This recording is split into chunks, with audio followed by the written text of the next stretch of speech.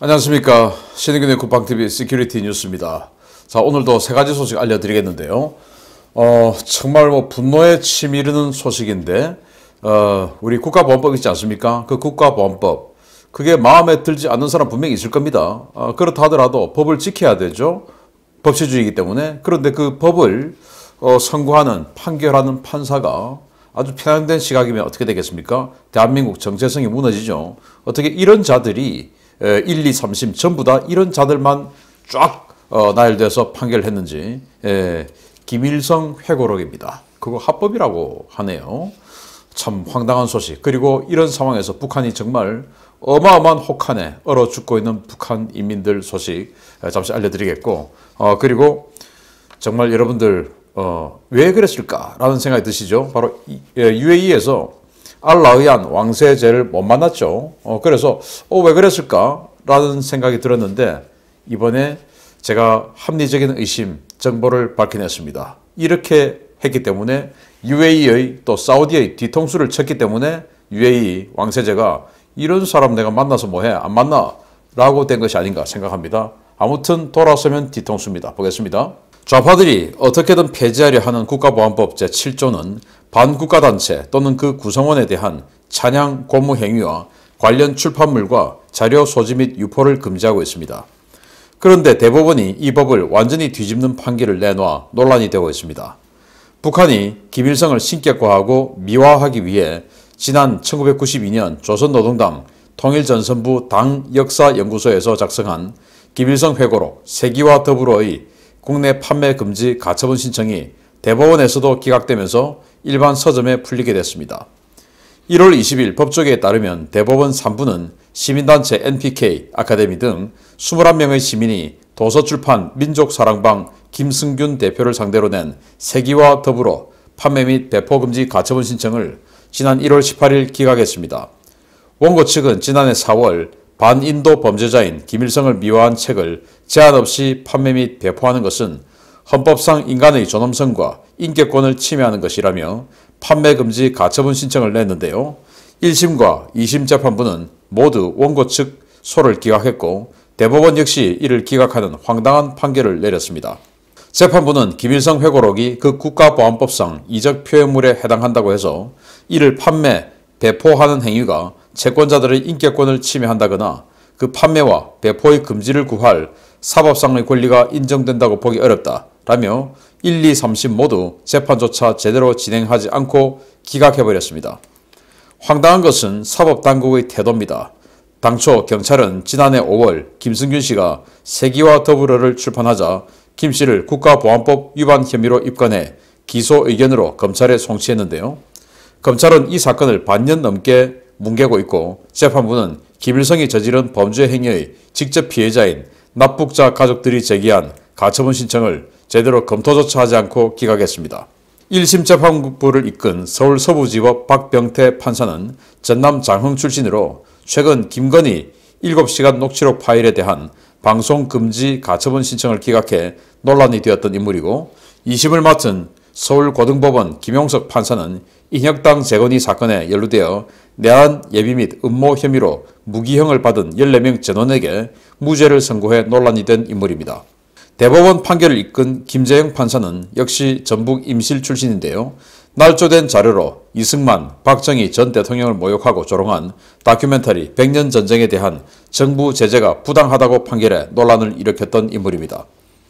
이번 대법원 판결에 따라 김일성 회고록은 출판사 대표가 국가보안법으로 기소 의견 송치된 상황에서 시중에 아무 제약 없이 풀리게 되는데요. 인류 최악의 인권범죄자를 묘한 책이 일반 대중의 손에 풀리는 모습을 보는 납북자 가족의 인권을 짓밟는 사법부, 반드시 역사가 심판할 것입니다. 21명의 법인 또는 개인이 이 소송에 동참을 했습니다. 시민단체, 그리고 납북자 가족들이. 납북자 가족들은 우리는 이런 그 잔악한 김일성의 행위에 이렇게 피해를 봤다. 그래서 납북된 우리 가족이 북한에서 강제노역 등 인격적으로, 인권적으로 당해서는 안 되는 그런 일들을 당했는데, 그 김일성을 미화하는 이 책을 판매를 하는 것을 보고 있는 것은 이거는 심각한 인권 침해다 라고 하는 소송을 제기한 겁니다. 그렇기 때문에 이건 판매해서는 안 된다라는 소송을 제기했는데 1심, 2심, 3심 할 것 없이 전부 기각했습니다. 기각은 뭐냐? 이건 뭐 판결거리도 안 된다. 차라리 원고 패소 같으면 뭐 다툼 끝에 패소할 수 있는 건데, 그러면 이 명확한 어떤 논리가 서로 간에 이제 이 논쟁, 디베이트가 되기 때문에 나오겠죠. 그런데 그게 아니고 아예 이거는 뭐 재판을 끝넣지도 없다 하고 기각해버렸는데, 그 기각의 내용이 제가 뭐 아주 원래 판사님들 도대체 왜 이런지 모르겠어요. 문법 공부 좀 하셔야 되는데 문법 공부 안 하고 외우기만 하다 보니까 이런 이상한 판결문이 나오는 거 아닌가라고 생각이 되는데, 제가 뭐 인격 모독할 생각은 전혀 없습니다. 저는 또 문학을 한 사람이기 때문에 문법 대단히 중요하게 생각하거든요. 문법이 안 맞기 때문에 도저히 무슨 말인지 모르겠어요. 판결문 보면. 그런데 이 판결문을 한마디로 정리하자면 이렇습니다. 이거 판다고 해서 니들 인격에 뭐가 인권이 문제가 있냐? 이 말입니다. 뭐 아주 이상한 말들 쫙 늘어나고 했는데 이거 판다고 니들 인권에 뭐가 침해가 되냐? 이 말입니다. 아니, 인권 침해됐다. 이 책이 막 팔리고 어떤 사람은 이걸 보고 김일성이 좀 괜찮네? 라고 생각하는 그런 사고가 퍼지고, 이런 모습을 보면 나의 아버지, 끌려갔던 나의 아버지, 끌려갔던 나의 남편이 생각나서 도저히 내가 견딜 수가 없다 라고 해서 소를 제기했는데, 이게 무슨 니들 인권하고 문제가 있냐? 라고 하는 이런 판결, 정말 황당하지 않습니까?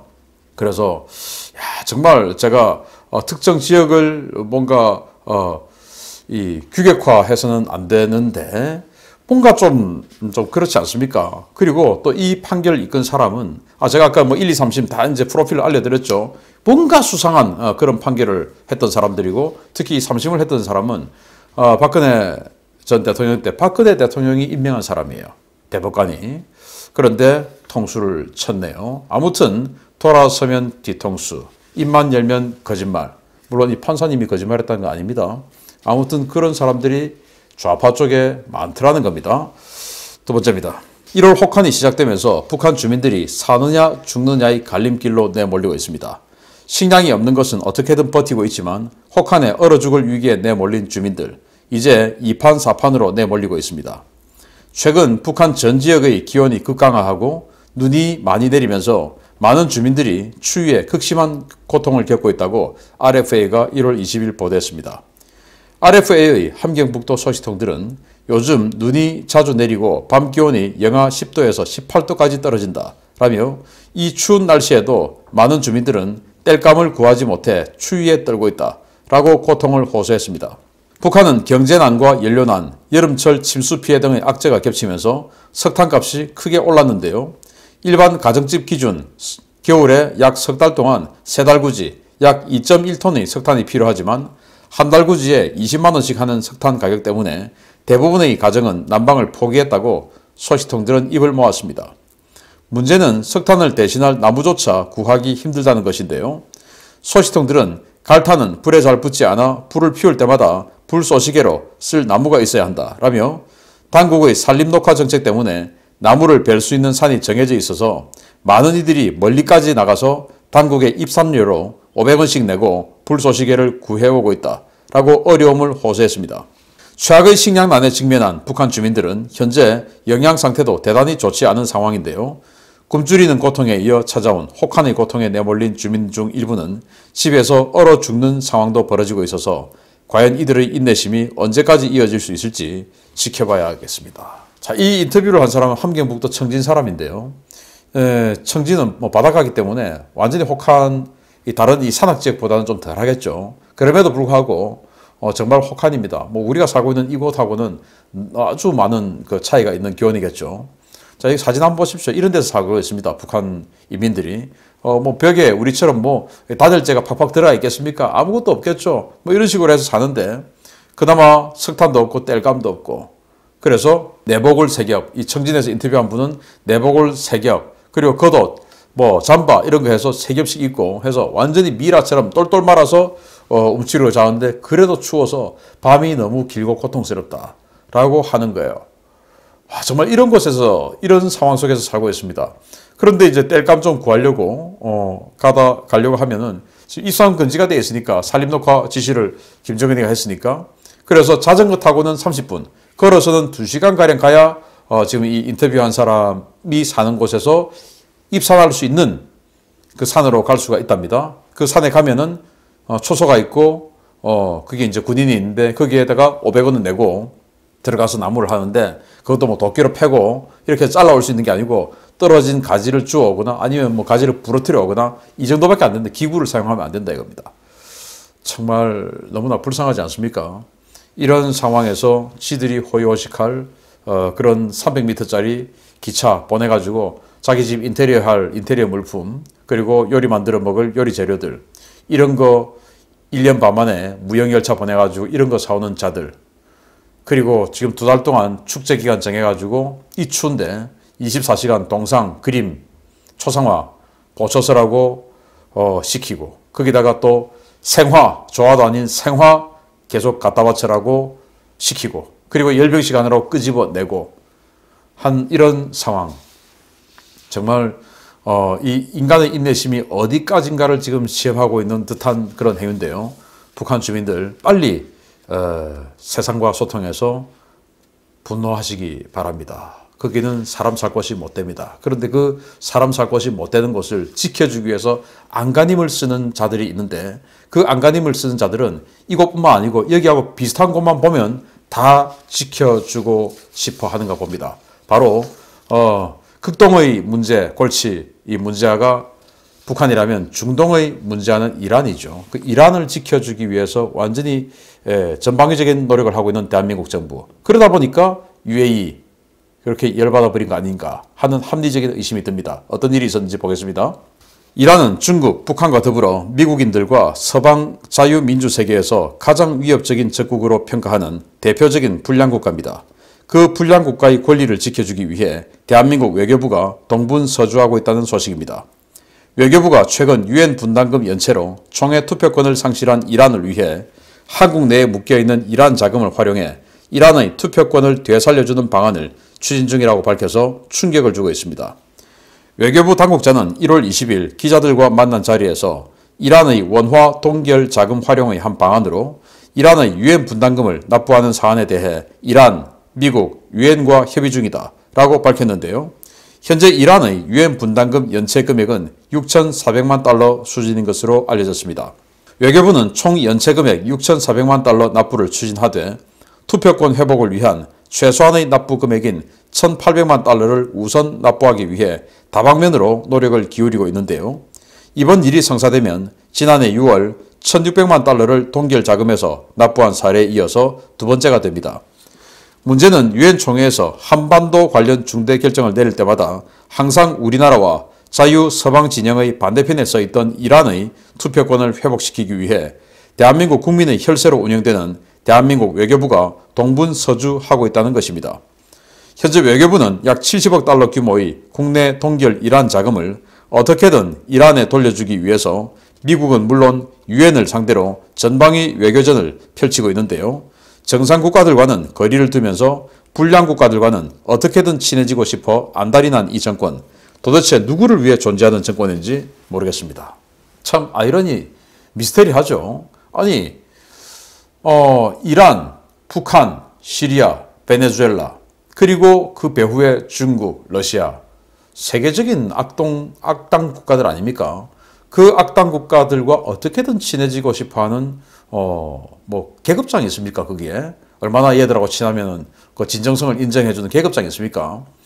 그래서 아니 이런 노력 사항을 UAE, 사우디 방문하는데 이러고 있었다 이겁니다. 그래서 이 돈을 뭐 우리도 뭐 모임이나 단체 같은 거 회비 안 내면 회원 자격 박탈당하고 정지당하고 하지 않습니까? 똑같아요. 유엔도 회비 안 내니까 투표권을 정지시킨 겁니다. 그런데 이 투표권은 반드시 미국과 서방 세계를 반대하는 투표권에 활용되겠죠. 이란의 투표권은. 그리고 혹시나 북한을 뭐 제재할 일이 있다 하더라도 그 북한을 제재하는 것에 반대하는 그 투표에 활용되겠죠. 중국을 압박하고 러시아를 압박하는 그런 사안이 있다면 반드시 그거에 대한 반대를 하는 데 사용되겠죠. 그걸 되살려주기 위해서 대한민국 정부가 이미 한 번 그 카드를 썼었고 또 지금 미국을 설득하고 있다 이겁니다. 우리가 줄게. 1,800만 달러. 1,800만 달러만 줄게. 6,400만 달러 다 주겠다는 게 아니고 1,800만 달러 다 줄게. 70억 달러가 우리가 이제 석유 대금으로 지금 그 줄 외상값이 있는데 이걸 지금 미국의 세컨더리 보이콧에 의해서 못 주고 있죠. 주는 순간 그냥 세컨더리 보이콧입니다. 지금 이 70억 달러가 꽂혀 있는 은행 만약에 뺏어 주면 그 은행 스위프트 코드에서 삭제돼서 이 달러 거래를 못 합니다. 한마디로 이 무역 거래상에서 주민등록번호가 말소돼 버린 거예요. 그래서 그 은행도 돈을 못 뽑아주죠. 그러니까 정부가 나서서 그 은행 돈 빼서 정부가 주겠다. 이제 이건 겁니다. 그걸 한번 했는데 또 하겠다. 자, 그러면 이란은 이 중동에서 어떤 국가입니까? 시아파 하면서 이 쿠드스군을 만들어서 이란 외에도 이 중동 지역에 헤즈볼라를 지원해서 무장을 지원하고 있고 그러면서 이스라엘을 압박하고 UAE, 사우디 이런 순위파 국가를 압박하고 후티 반군을 지원해서 사우디 아람코 여전 폭파하고 이런 식으로 계속 테러하고 있는 이 중동 지역 문제의 숙주가 바로 이란입니다. 아니 그렇게 후티 반군 지원할 돈이 있으면은 유엔 분담금 내면 되죠. 그런데 그러느라고 유엔 분담금을 못 내서 투표권이 박탈되니까 우리 70억 달러 줄 거 있는데 여기에서 1,800만 달러만 빼서 좀 줄게. 미국 우리 세컨더리 보이콧 때리지 말고 제발 좀 그렇게 하자라고 하고 있던 상황이 대한민국 대통령이 UAE, 사우디 방한하는 이 정상회담하는 이런 기간 중에 벌어지고 있었던 겁니다. 그러니까 UAE 완전히 그냥 이란하고 원수지간이죠. 특히나 바로 이 좁은 호르무즈해협, 페르시아만 아주 좁은 이 만을 사이에 두고 해협을 사이에 두고 이란하고 마주보면서 군사력 긴장하고 있는 이 UAE, 특히나 지금 이란 핵개발 다 해가기 때문에 더욱더 긴장하고 있는 UAE 그 가 있는 상황에서 대한민국 외교부는 이란을 살려주기 위해서 이렇게 노력하고 있었으니까 알 라흐얀 왕세제 최고 실권자죠. 그래 만나자 하겠습니까? 뭐야? 저 XX들 싫어 안 만나? 그러니까 또 대한민국 외교부 차관 뭐라고 하면 이심전심이다. 우리는 니들 싫어. 왜? 우리는 이란 편이니까. 그래서 UAE 가서 사우디 가서 이란의 미사일을 막을 수 있는 우리 한국의 천궁 지대공 미사일 판매 사인하고 협상하는데 뭐 하는 척하고 뒤에서는 그 이란을 살려주기 위해서 미국에게 제발 우리가 좀 해줄게. 좀 이것만 좀 하면 우리 세컨더리 보이콧 하지 말아줘. 라고 하고 있는 것을 UAE와 사우디가 알게 되면 그래 대한민국 원자력 발전 사줄게요. 좋아요. 해주겠습니까? 완전히 나라 경제 망치고 나라 위신 망치고 대한민국을 정상적인 체제에서 고립시키고 다니는 망신을 하고 다니는 이 자들 지금 한 50일 남았는데 세월 좀 빨리 갔으면 좋겠습니다. 그리고 진짜로 뭉쳐야 됩니다. 바꿔야 됩니다. 바꾸어서 전부 다 밝혀내서 아까 판결 내린 것까지 전부 다 밝혀내서 다 정상화시켜야 됩니다. 뭉칩시다. 마치겠습니다. 감사합니다.